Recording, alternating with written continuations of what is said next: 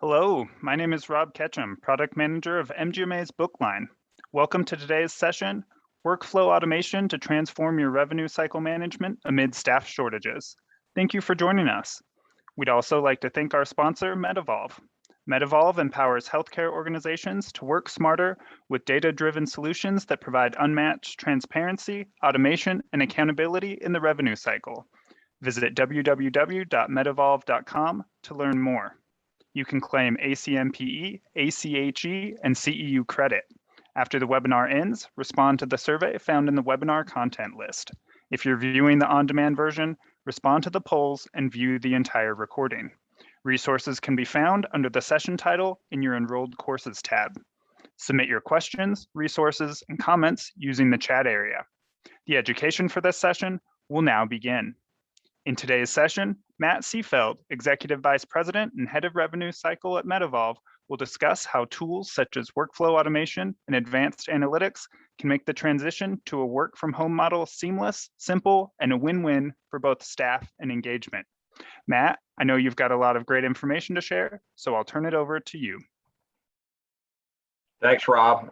First, I have to apologize for anyone on the line who came to San Diego for the recent MGMA meeting. San Diego doesn't normally have inclement weather, so you happen to pick the 1 or 2 days where we did. So I won't tell you how quickly it heated up after the conference was over. I'm excited to present today. I've done quite a few MGMA webinars and speaking at conferences in the past. I think that we have a whole new world of things to worry about in revenue cycle. As Rob alluded to, we're going to talk about really intelligence and transparency, automation, right?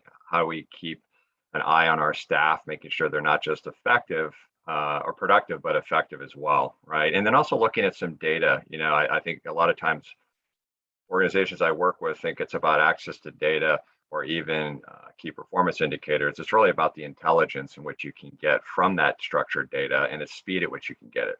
So we'll talk quite a bit about that. Just by way of background, I've spent over 20 years in healthcare consulting and technology development. Spent the first 7 years of my life actually running around Monday through Thursday, flying to large health systems and ambulatory groups to try to fix revenue cycle problems. One thing that I've learned since really I started my career was how structured workflow is key for anyone doing revenue cycle functions, and analytics that really drive intelligence and what the outcome is for the actions your staff are taking is critical as well. The good news is 20 years later, we have tons of ways to grab structured data, whether it's your PM system, your EMR system, workflow automation systems, data warehouses, to really start to tell stories quickly about the health of your revenue cycle and the people that are managing it. Here at MedEvolve, I do have a few hats. I run our analytics and our data science workflow teams. I've got oversight of all of our rev cycle operations, as well as business development and marketing. And for anyone out there, I always put the My Life link in there. I know this day and age, a lot of people are suffering from physical, behavioral, and emotional addiction. If you know someone that is, I am the founder of a global community. It's free on the app stores. Have that individual check it out. So let's talk about, so by show of hands, just kidding, I can't see you. Who's having fun with the staffing challenge?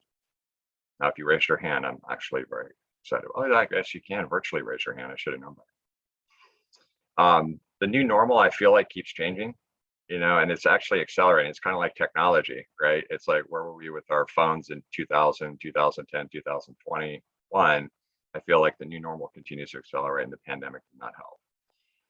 Automation, measures to look at effectiveness, and then, of course, the patient financial experience. So much of that dollar now comes from the consumer. We have to make sure we use the right tools pre-service and at the point of service and post-service to collect that money.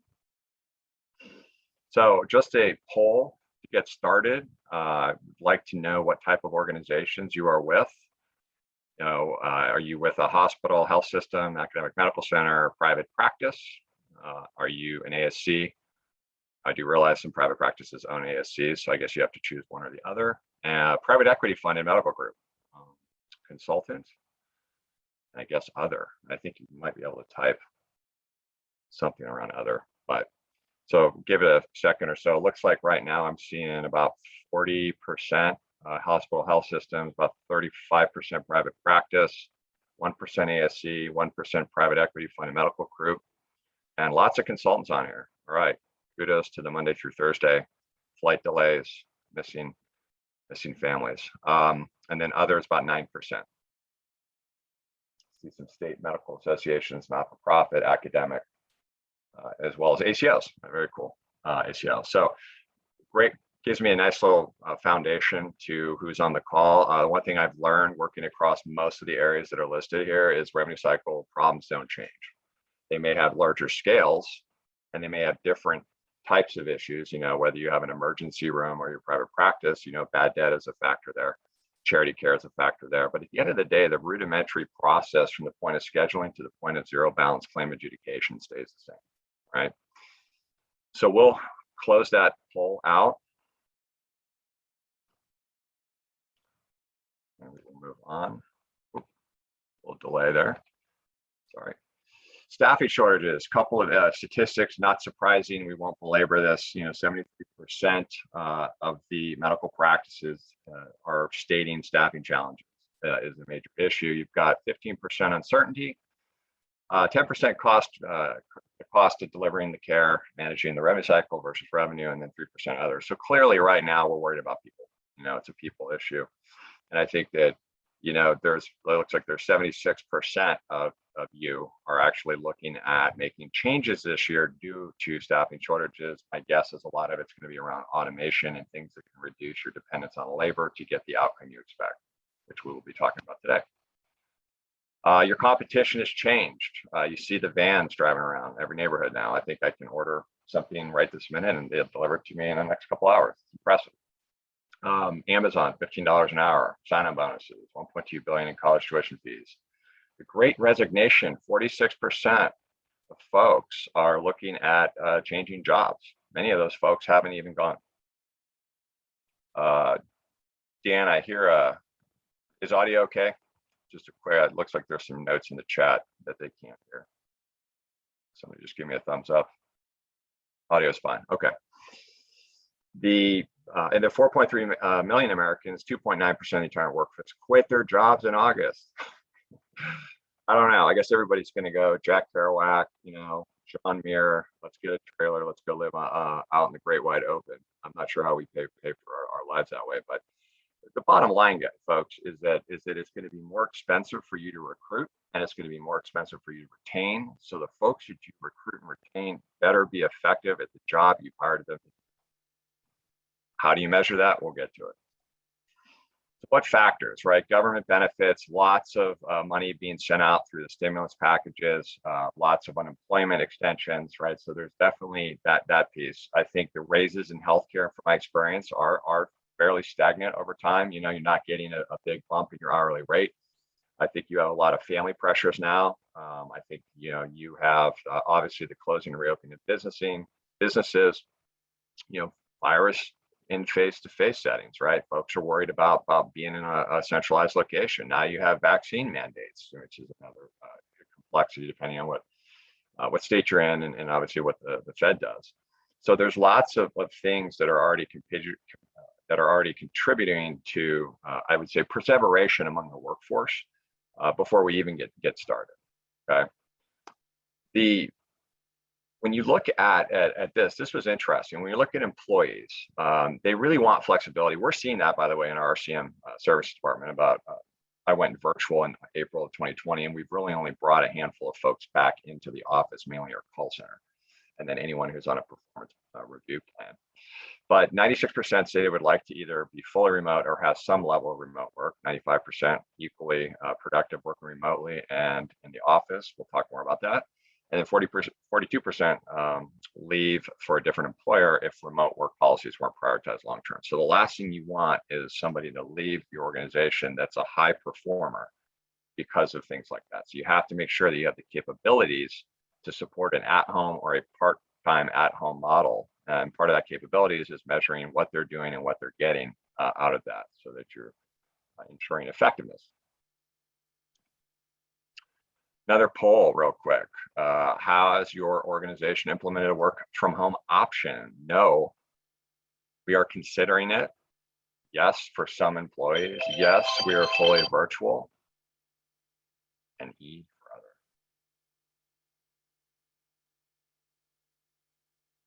So it looks like 9% no, 2% considering it. Wow, 81% for some employees.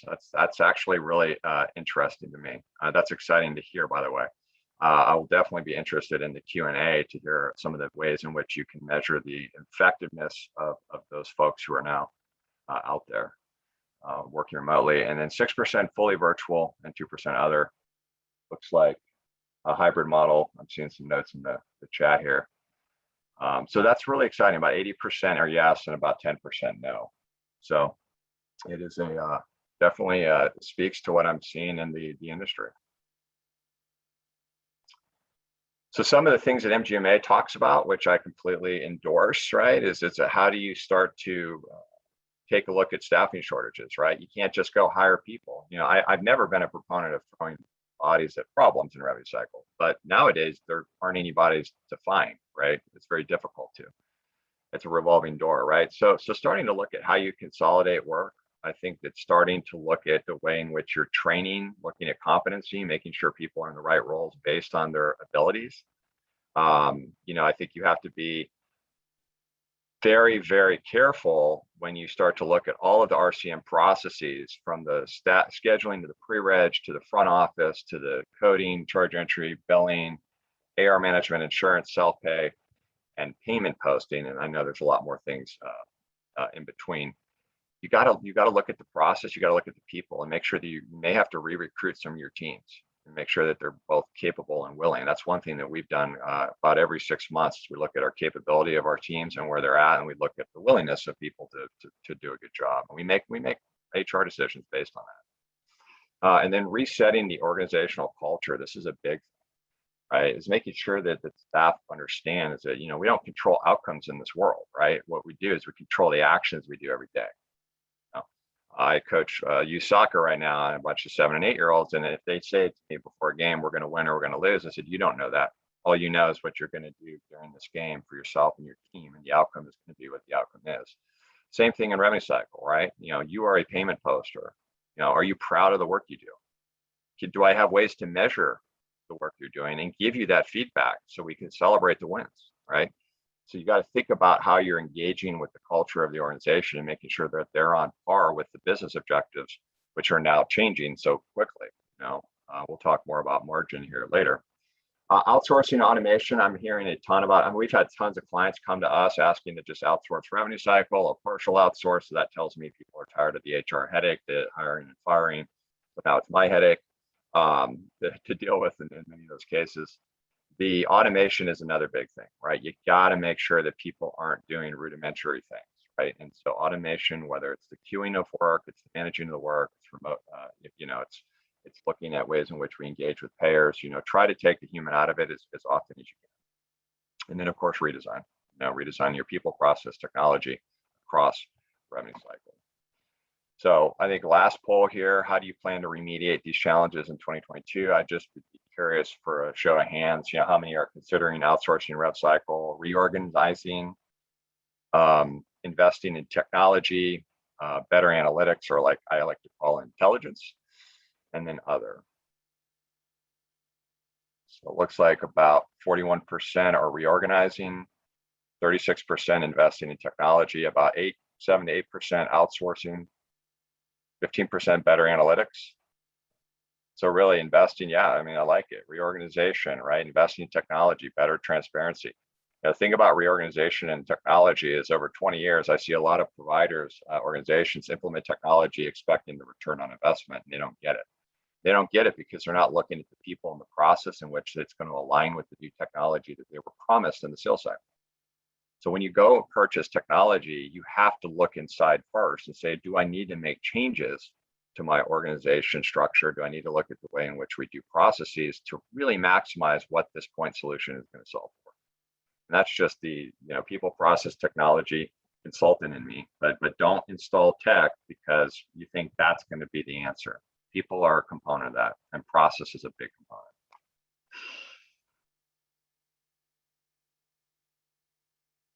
So all I have time is for the next patient. True, right? That's what we feel like right now. Resources are stretched thin. I'm hearing everything from clinical staffing shortages, MRI techs, to MAs, to PAs, to front office staff, schedulers, right? Everything in between. And so a lot of times organizations, and I've actually had this recently by a couple of large organizations where they say, we don't have time or we can't invest right now in technology because we're just in the battle zone, right? We're literally underwater, as this meme likes to say. Here's my thinking on that is sometimes you have to take a little bit of risk to get the big reward. And now is the time to actually look at technology and look at people and process. If you continue to live in the fray, right, or I like to call the fire, and not being able to step back from the fire and say, hey, where's it actually coming from and what can I do to prevent it?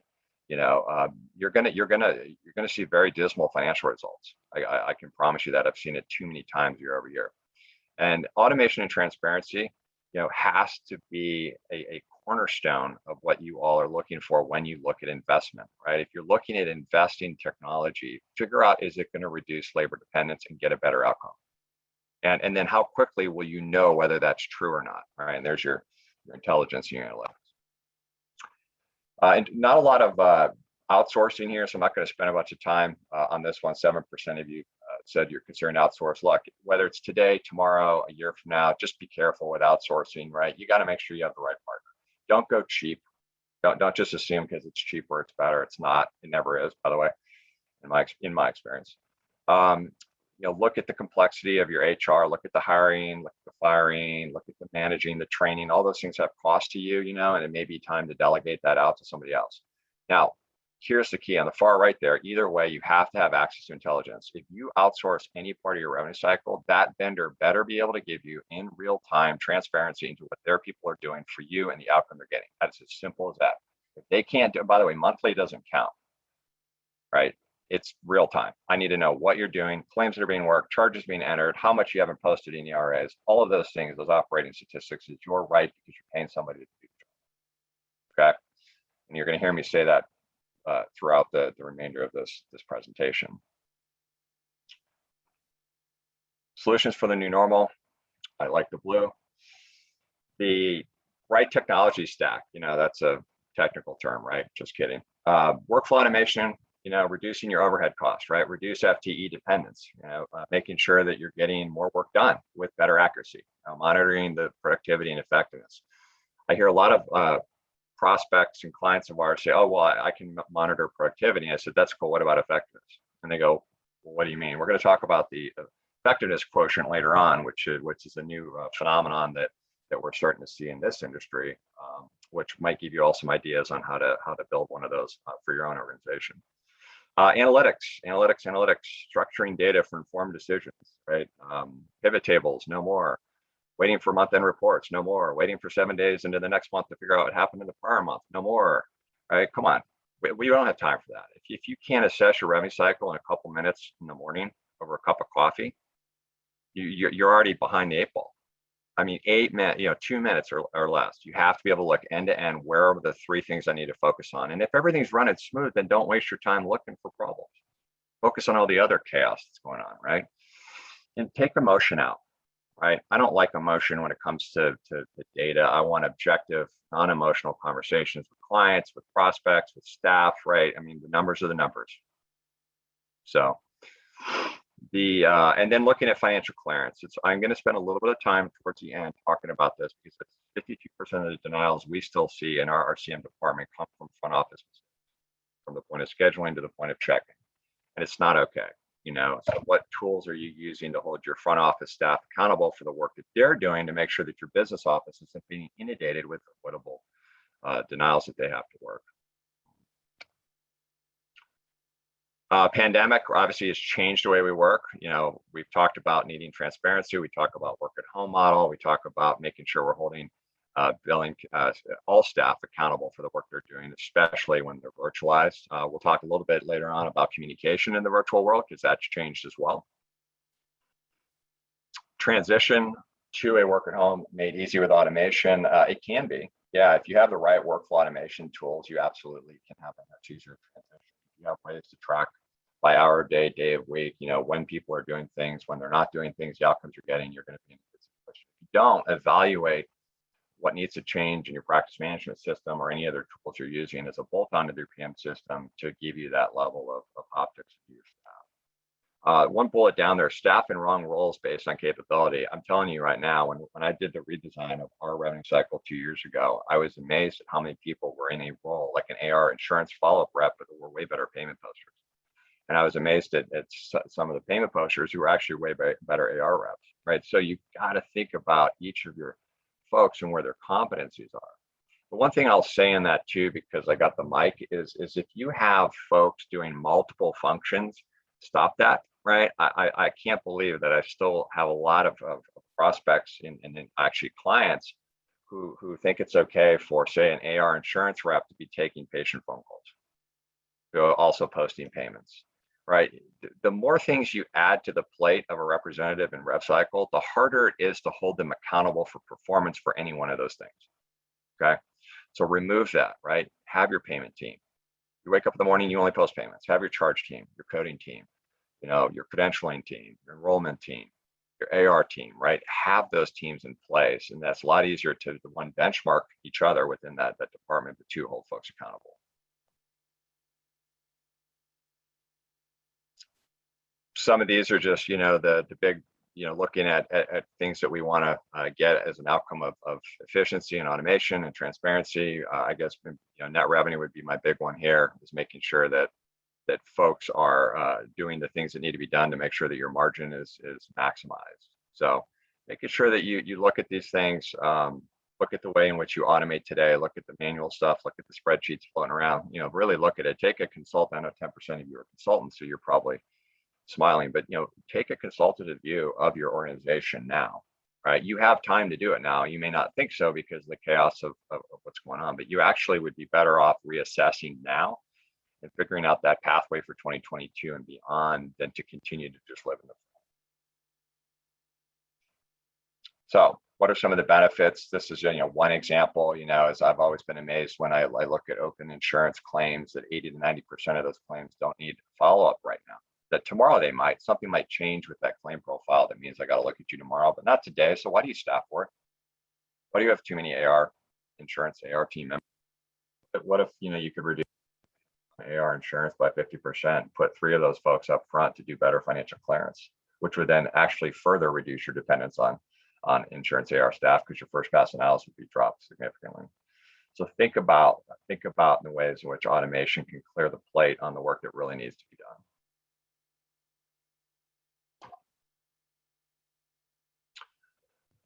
Employee satisfaction, man, I don't know of any reorganization I've done over 20 years where the employees were super stoked right out of the gate, like, yay, change. I love change. Sign me up. But here's the deal. Once you get people's workflow stabilized, you get automation in place, people know what they're accountable for, you're giving them good metrics in a very real-time basis on how well they're doing.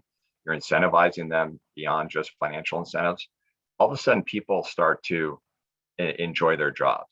The ones that don't are ones that you just don't need on your payroll, right? But the ones that really embrace performance and outcome and effectiveness, they will start to like their jobs. So making sure that you understand that this is a cultural shift. Many of your organizations on here, you guys are already doing all these things, right? Which is fantastic. And you probably see a culture shift there as well.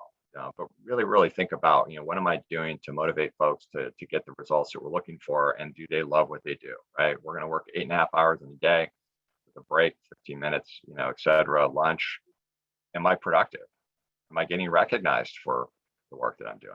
Do I even know the outcome of the work that I'm doing? Basic things, right? Virtual communication. Well, a lot of you have already sent entire teams home, or your part of your team's home. So handwritten notes are out. Email's not really efficient ways to communicate because we get too many. Raise your hand if you get 100 a day before lunch. Yes, I think most of you are probably raising your hands. If you have a carbon copy culture, we actually have that in Metabol. We're trying to solve that. Let's copy everybody so we're not accountable for anything, right? So emails out, phone calls, nobody really wants to talk to each other anymore. At least my kids don't. They want to do everything through their phones. And face-to-face, well, I've got to wear a mask. I may not be able to do that because I'm not in the office with you. So what does that all mean is that you have to have ways to assign tasks to people and then measure whether those things have been done, okay? You can't track phone calls, emails, handwritten notes, or even face-to-face communication there.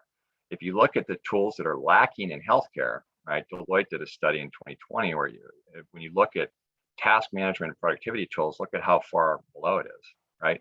Is that we've got to start looking at the way in which we communicate.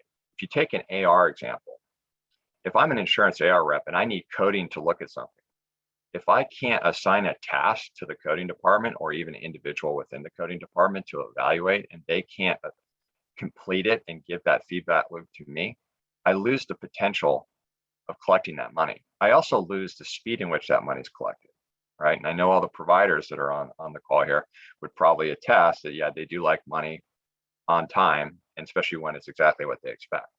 So productivity management is a really, really important thing. You know, being able to assign tasks to other departments.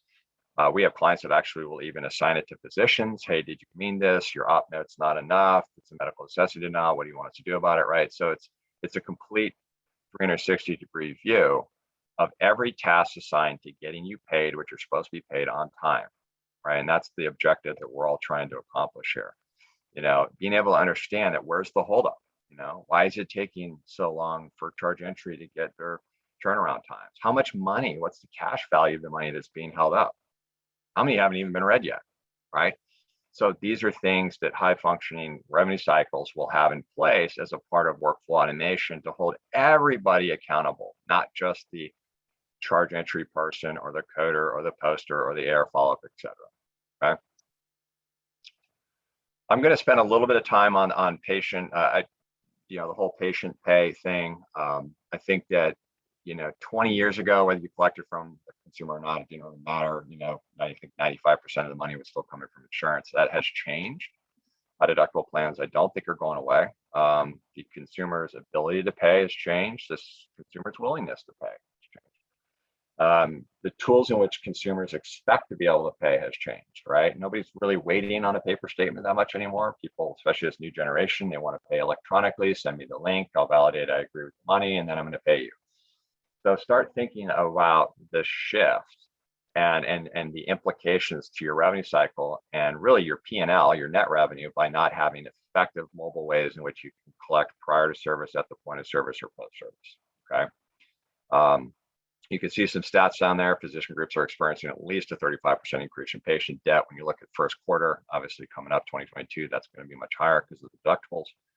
A lot of AR, we look at tons of AR across lots of clients, and I'm seeing more than 75% of AR sitting over 60 days from when it became patient responsible. 2 paper statements have gone out. That's 70 cents a pop likely, right? There's all this cost, and this AR is just getting older and older, okay? And I hate seeing the bad debt write-offs. Look, if you're a hospital health system, I get it. You don't control emergency rooms. You don't control a lot of those things. If you're independent private practice, though, you do control it, right? And especially if you're elective surgeries, we focus a lot on elective surgery. These are folks who know they're going to owe you money. They know they have insurance, right? You know they have insurance, and you need to make sure you collect from those patients. One other note I'm just going to say here. I am amazed at how much money continues to walk through the doors of our clients, right? It's millions of dollars in our RCM clients right now, where you've already scheduled them to be seen again and they haven't paid you for the last visit or prior visits. Stop giving care away for free. Make sure people are accountable to either get on a payment plan, offer discounts, credit financing, or collect payment in full before that next appointment. So when we think of ways in which we engage with patients, I think the old school way is we send a statement and hope. A lot of it's return mail. If you're a health system hospital, I know you know what I'm talking about with the ability to get good demographics, especially coming through an ER. The other way in which we do it is we make phone calls. So let's talk about phone calls. Raise your hand if you answer the number of phone calls you get every day, especially the ones that are trying to sell you auto insurance or sell your house in 72 hours or all the other fun ones that we keep getting on the robocaller. So we don't answer our phones.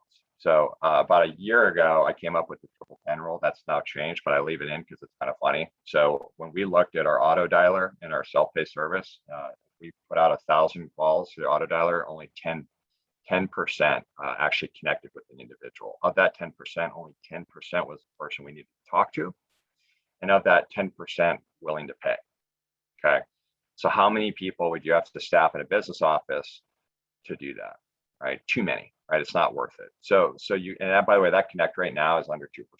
So that means people just really now aren't answering phones. So you've got to find ways in which you can use mobile engagement to solicit that payment, right? Mobile text, mobile email, e-statements, send a link, right? A lot of you are already doing this, which is great. Those that aren't, make sure that you build this into your 2022 plan, right? And it doesn't just mean the back office stuff. How do you engage on the front office as well, right? There's lots of cool waiting room apps out there. We have a partner with a great company, Health iPass, that allows you to do a lot of financial clearance from a consumer-driven standpoint, make my payment, pay my copay, credit card on file. Or we have a great partner with Instamed that offers all of the automatic payment processing. So again, do your best to collect this stuff before the service is rendered, okay? But if you don't have humans in a business office trying to make phone calls. Digital communication.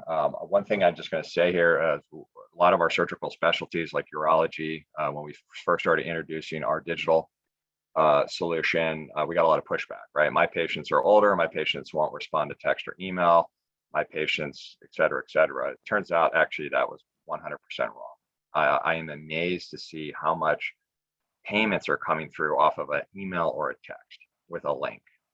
It's probably more than 50% now that's coming through and growing as we look month over month. So don't think that your patients are not able to or willing to make payments online and not necessarily holding paper and writing checks, right? Those same patients are also Venmoing each other. They're ordering their food through Grubhub. They're ordering groceries to be delivered within 2 hours, right? So we're already doing all these things in society, and that's not going to change. But why should healthcare be any different? Preventable denials, look, as I said, I think I might have said 52%, looks like 54%, are secondary to front office mistakes. So one, making sure you have really, really good understanding of where those denials are coming from, making sure that you understand what you can start to do to prevent those denials, especially when you look at easy ones like COB eligibility, making sure you get OSS in place, right? Collect the money you're owed. And everything, and also verify demographic information, right? And nowadays you need an email address and you need a good mobile phone, right? Address is still important, but if you're not getting an email or mobile address, you're not going to be able to engage digitally, which reduces your labor dependence, which is really what this whole webinar is about, right?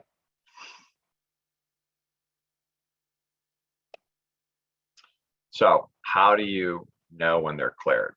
When I ask prospects of ours, I said, how many patients you have coming in tomorrow? How many of those have been cleared financially? And I always define clearance, verify demos, verify COB eligibility. If there's a pre-cert referral auth, did you get it?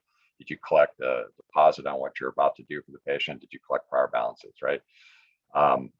They don't know. What sometimes happens is, so, well, I think everybody. I think in healthcare nowadays doesn't count anymore.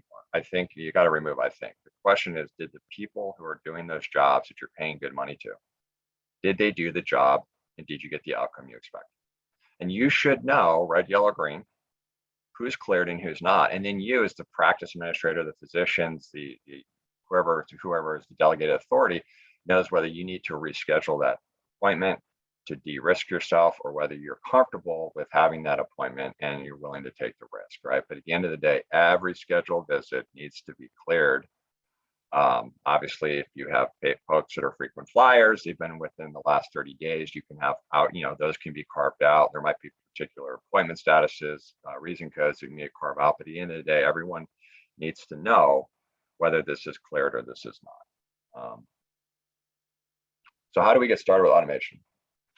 So I think that the speed in which your teams can do the functions and the minimizing the amount of systems that they have to use to get the job done is really, really important, okay? The other thing that's really important is structured data. Are you capturing as much structured data, not comments and free text, but structured data that is now reportable? We're going to talk really the balance of this webinar. We're going to talk a lot about that.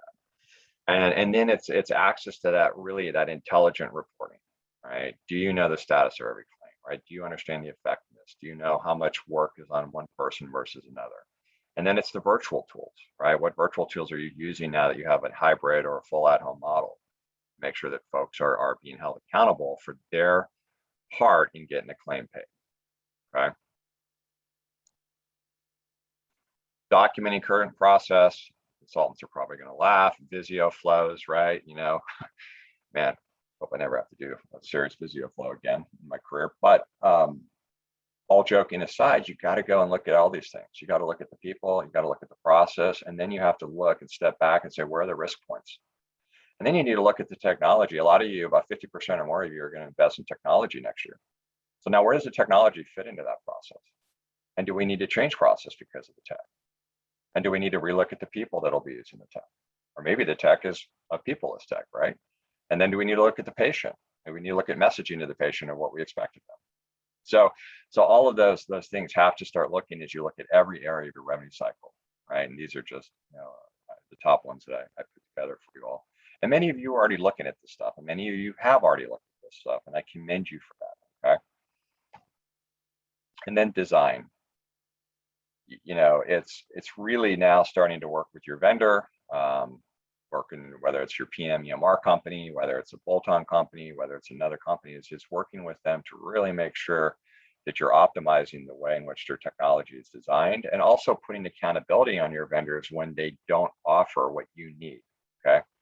So if you're sitting on a technology stack that's not capable of giving you the intelligence, and you need to look at pushing them to do changes to their product roadmap, or you need to look at another technology. Don't get stuck in the, well, it's just the way that this company is operating and we don't have any control. You absolutely have control, okay? You may not have control of the roadmap, but you have control on what decision you make based on the technology that you're using to drive your results, okay? Disparate systems call for data warehouse. I was on a call the other day with, actually it's a current client of ours, and they're moving to another large kind of a conglomerate private equity backed firm with lots of PM systems, EMR systems in place. And the first question I asked them is, do you have a data warehouse? And they're like, well, no, we don't have a data warehouse yet. I'm like, well, you might want to start that. You know, here's my thing. Your data should not be held hostage. Okay, that's your data. You own it. Doesn't matter who has it, whether we have it on RPM or Epic or Allscripts or Cerner or anyone in between. That's your data. You have a right to it. You have a right to a copy of that database. You have a right to take that data and put it into a data warehouse and then link it up to other data. You have a right to query off of that data. Put a data visualization tool on top of that data.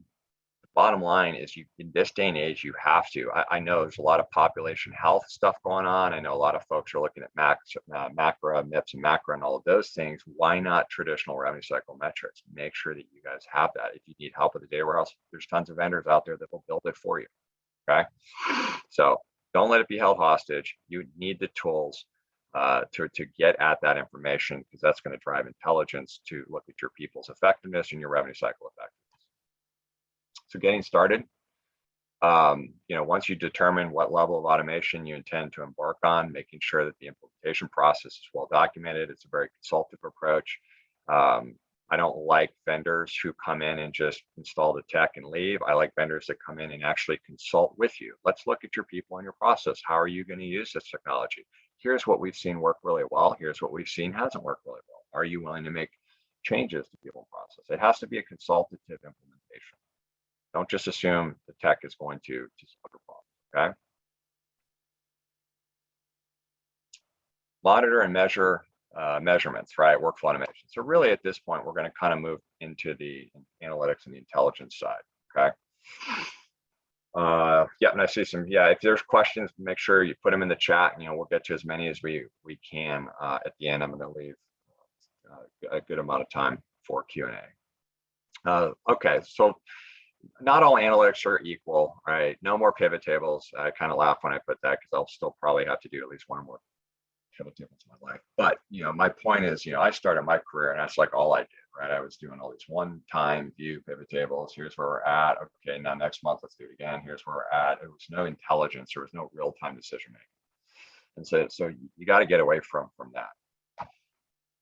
Access to intelligence is different than access to analytics or data, right? You know, I use the 96 cents rule. You know, if you bill $1, you expect 96 cents back. Why are you only getting 85 cents or 80 cents or 90 cents? Where's the difference, right?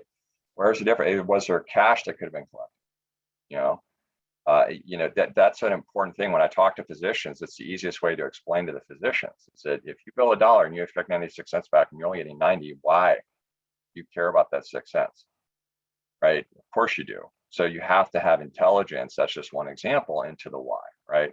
And a lot of the why for that example is my labor that's doing the job I'm paying to do, and the processes and the tools in which they're using to do the work that they're assigned to do. My triangle, it's called the no margin of omission, right? Gross charges, we know, doesn't really matter. Got a recent new client that it's like 10 times Medicare, which is funny to me because the GCR is like 15%, but it is what it is. Costs, labor costs, bottom left, payments, net collection rate, net revenue, bottom right, margin, right? We want to reduce costs, which by the way, with the labor challenges we're up against, that's even more important, right? So one, we got to reduce our labor dependence, partially because we can't find anybody. And two, the people we have on our payroll better be highly effective. And then on the net revenue side, it's a 96 cents rule, right? If you bill $1, you expect 96 cents and you're getting 90, 85, 80, 75. Why? What can you do with technology, people, process redesign, and accountability to drive that net revenue up and then obviously maximize your margin? Everyone likes margin. I think there was a few private equity backed groups. Those private equity firms love margin. So everybody likes cash flow. There's lots you can do with that. I'm going to run through a handful of my favorite KPIs. I know a lot of you on here already look at these things probably in real time, which is great. Kudos to you all. If you don't, start to look at your systems and making sure that you can make the changes necessary to see this stuff in real time, right? So net collection rate, right? If I bill X amount of charges, what have I collected against those charges? What's been contractualized? What have been other adjustments out there? What's my NCR? If it's less than say 96%, why? What's out there on the AR still that I waiting to collect from insurance, from patient, right? Lots of those things will impact your net revenue, right? Looking at AR liquidity, when your AR changes, what happened? I'm still amazed at how a lot of times it's finance departments that have to run these types of things. They do it on a monthly or quarterly basis. You should know yesterday. What happened yesterday, right? What happened last month? What's happening month to date, right? Am I seeing an uptick and other adjustments? If so, what are the other adjustments, right? You all have transaction codes. Your payment posters, adjusters are all using those. You may have to relook at your adjustment codes. Are you getting good granular data? Do you have people writing non-contractuals off to contractual, right? Do you have contractuals that are being mapped to a non-contractual code? So start looking at the transactions that your folks are using, because that also, good data in is good data out. And this is one area where I see a lot of bad data come through by the way that these things are mapped. So why is my AR changing? Could there have been money? Could I have gotten the 96 cents? Simple question, yes or no. Shifts in payer mix. Again, it's not just about payer mix anymore. It's about the procedures within the payer mix changes, right? So if you start to see a shift in your revenue mix and that's shifting towards payers who reimburse you less, right? You're going to have impact to cash without you doing anything wrong. Okay. So make sure you have the ability to look at this stuff to start to explain the why. Is your AR at risk? Again, when I talk with prospects, I say, look, how many claims on your open AR haven't been worked? Well, actually, a lot of them don't even know how many open insurance claims they have on their open debit balance. Right? How many haven't been worked? How many haven't been worked in 6 months? Right? How many have been worked, I don't know, 5 or more times with no insurance payment? Right? How many have collected 60 to 70% of the expected reimbursement? Right? These are all things that running complex revenue cycles, you got to have at your fingertips. Your managers over that area have to have these things because that's going to drive objective, non-emotional decision. Claim statuses. You not only need to know the status of your AR, you need to know the actions that your staff are taking. These are structured data. Any PM or workflow management system you're putting on a PM has to have the ability to capture the structured data so you can report on it. Okay. What activity did they do? I called the insurance company. What's the status? It's denied for medical necessity. What did you do about it? I requested medical records. Great. All 3 of those are now stored items that I can start to use for analytic purposes. Load balances. Do I have too many claims assigned to one person? Do I have not enough claims to another? What's my productivity? How far through work lists are my staff? How many claims are they working per day? How many weeks would it take my person to get through their backlog based on their current productivity? How many actions are my folks taking? per claim? Why do I have some at 1.2 and some at 1, right? These are all things that, again, many of you have. Those that haven't, you need to push your technology vendors to give you this information. And then, of course, effectiveness, right? Lots of charts here, lots of colors, colorblind a little bit. So, I do see red, green there. Look, bottom, over to the left, that's your hour of day of week. You have to have it. And anyone that raised their hand in terms of at-home work, you should know when they're working. You should know how many units of work they're doing per hour per week, right? You got to know this stuff by day. Once your staff knows you have this level of accountability, it's amazing how behaviors change. On the right there, right, looking at, individual GCRs, right? How many claims have you worked? What's the change in AR? What happened to that AR?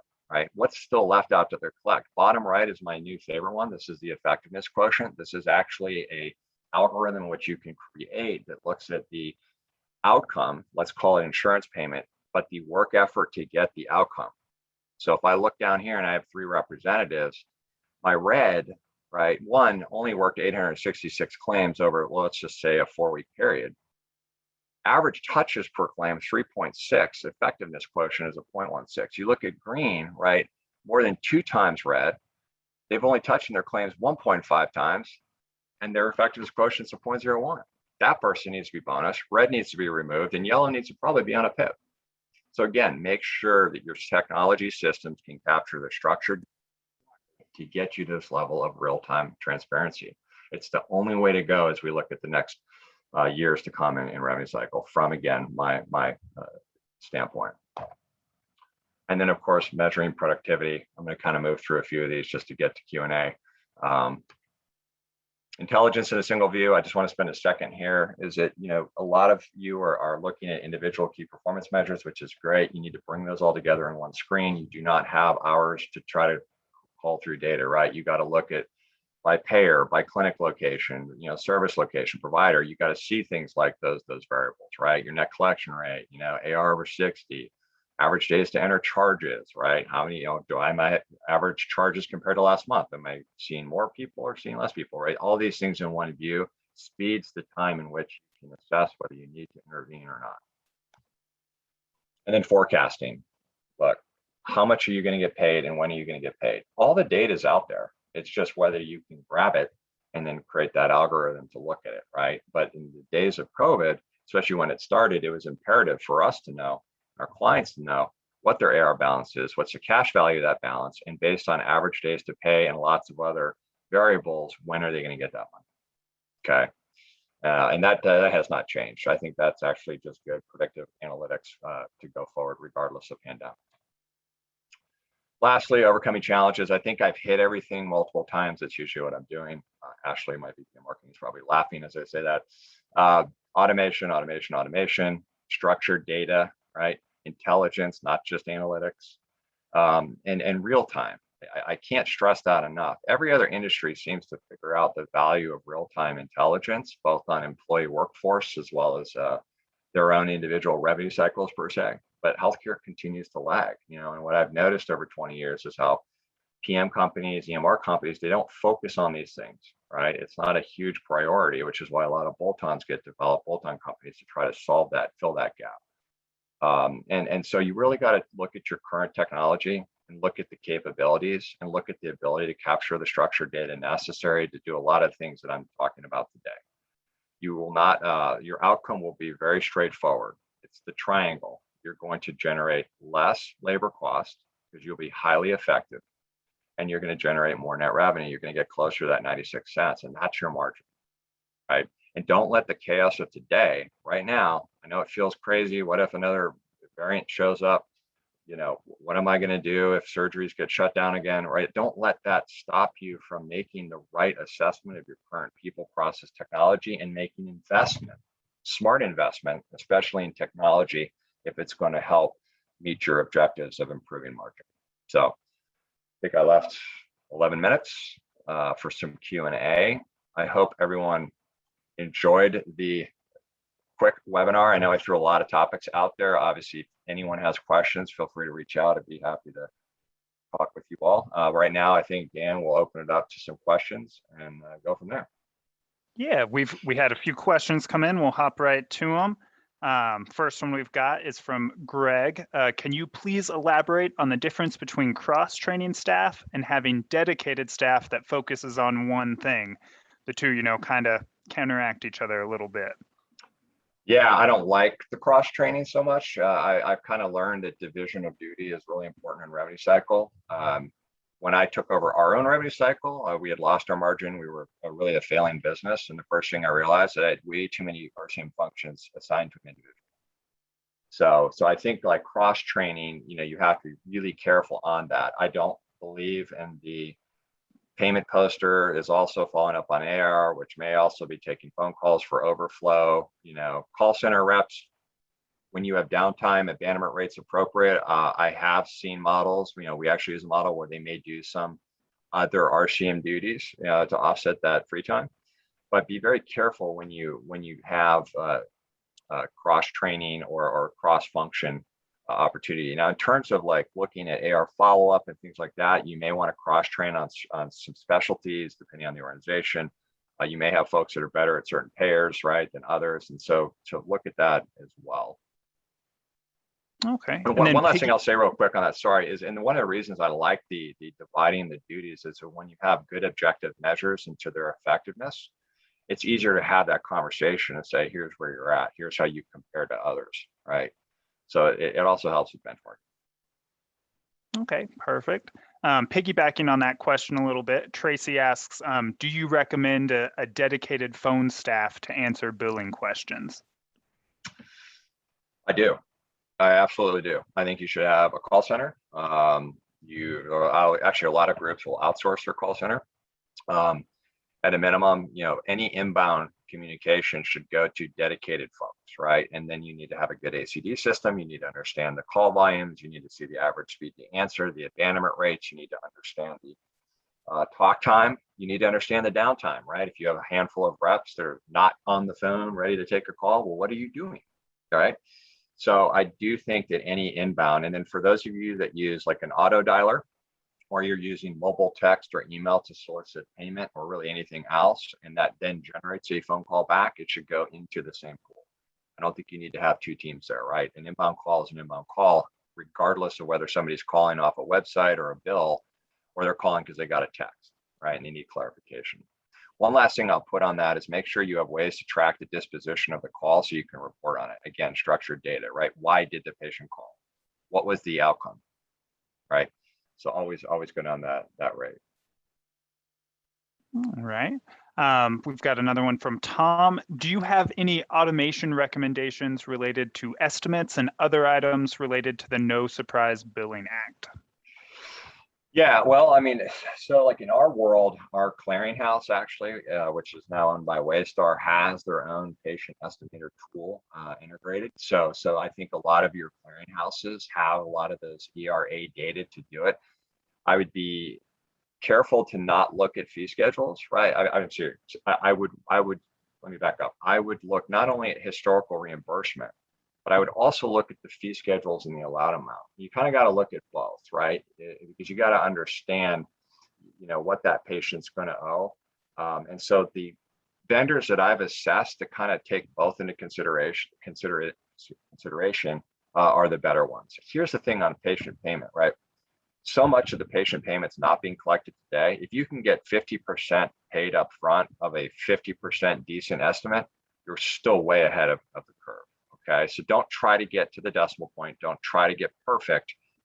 Get that credit card on file. Make sure the patients understand, what they're likely to owe. Have a good benchmark into why you assess that, right? Use an estimator if you have it in your system, or look at integrating an estimator to your current PM system to reduce the surprise billing. All right. I see another one in there. With all businesses fighting staffing shortages, why would outsourcing be a solution? Aren't they kind of fighting that same battle? I do fight that battle. Absolutely, we do. Yeah. No, I think that, and that's why I kind of made that comment that outsourcing it's tough. It's tough right now, right? It's like, do you keep it in house and deal with battle, or do you outsource it? Now, the one thing I will tell you from an RCM standpoint is I have more scale. So whereas you may be looking for 2 payment posters, I have 15. Right. So while I may have trouble hiring, firing, effectiveness and so forth, I have more people that I can quickly pull to address any backlogs, right? And so a lot of the RCM companies, and that's just one small part of our service, but for even the larger RCM companies, you're going to have more people. The question will be, though, if you choose to outsource, is are those effective people? And then what level of intelligence do you have into whether that's true or not, right? And that's a big thing. But look, hiring, I'm not going to lie. I mean, hiring right now is very difficult. I don't see it getting better. We've invested a ton of money over the last 2 years to really be able to laser focus on effectiveness to reduce our labor dependency and keep our best people. All right. Got another one in there. How can I get started with a data warehouse? So, well, it depends on the size of the organization. A lot of groups that we work with do have a good size IT department. Some may even have data scientists, some may have analysts, right? But the first thing that I would do is I would look at what data do we want to pull in, right? Number one is your PM data. In my opinion, I'm speaking strictly from the finance side. I'm not speaking from clinical outcomes, so bear with me on that. But you got to have access to your PM data. Then you need to look at all the other IT systems you use to drive business.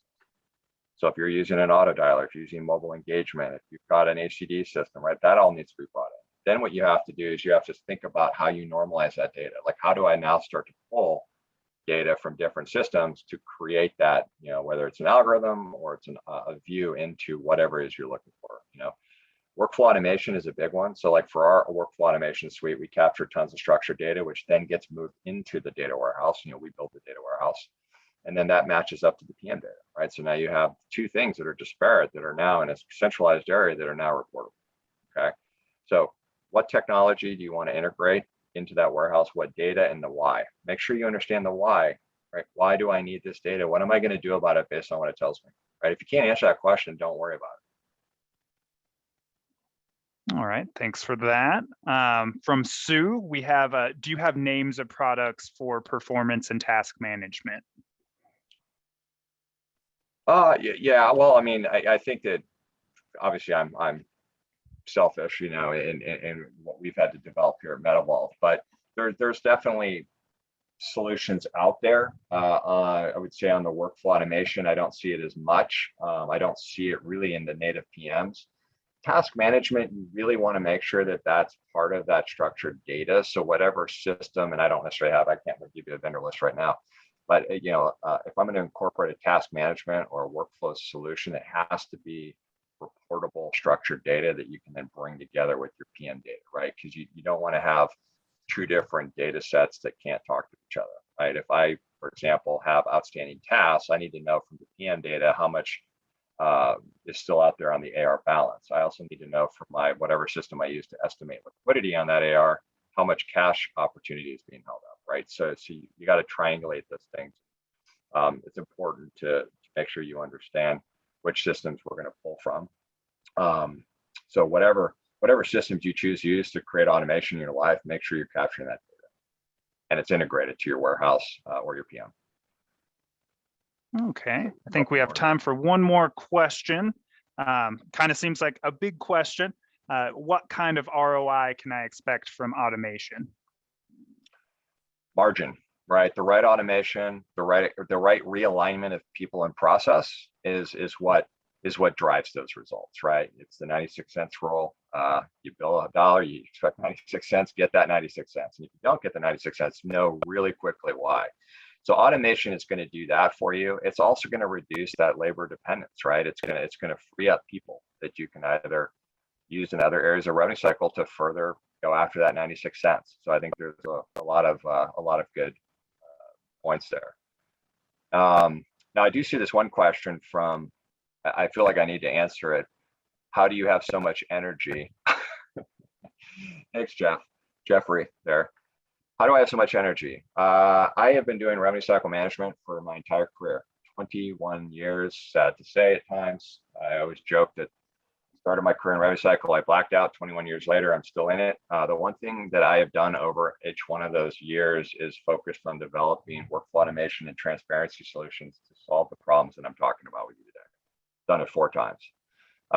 And that's really the passion that I have, right? It's really I just struggle sometimes with the healthcare industry because some of the answers to drive that margin are so simple, but yet they're so hard to understand or to implement. And so we're trying to, here at Medival, we're trying to find ways to take data and tell the stories to our clients in real time. So you don't have to spend lots of time trying to figure out what's going wrong, right? And that's really where the passion. And yes, Dan, you're right. San Diego weather, it does help get decent vitamin D. I used to fly every week. With COVID, I fly probably once a month. So I get a lot more of that sun out here. And coffee, good espresso. So I appreciate the time. I appreciate every one of you who attended. I hope at a minimum you took some ideas. Again, if you have questions, you want follow-up, shoot us a note. Be happy to talk more.